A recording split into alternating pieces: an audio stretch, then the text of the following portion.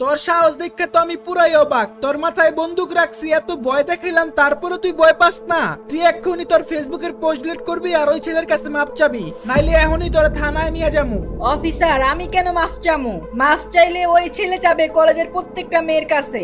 আর post তো আমি delete করবই না, যা হওয়ার হবে। তোর অনেক কলিজা আছে বলতেইব। তুই জানোস এই মন্ত্রী যদি চায় তোর দুনিয়া থেকে গায়েব করে দিতে পারে। তোরা যদি এখন থানায় নিয়ে যায় আর মন্ত্রী যদি বলে ওরে গুম করে ফেলাও, তাইলে কিন্তু তুই শেষ।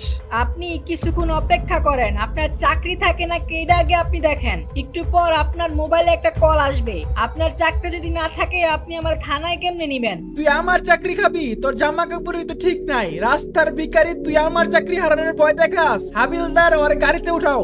আরে ভাই, তুই এগুলো কি বলতেছস? তোর মাথা কি খারাপ হয়ে গেল নাকি? পুলিশ অফিসার যা বলতেছে শুনে নেই। পুলিশ কি তাকে ধরে নিয়ে যাবে নাকি এর আগেই পুলিশের কাছে ফোন আসবে তা জানতে চাইলে নিজের ভিডিওটি দেখুন।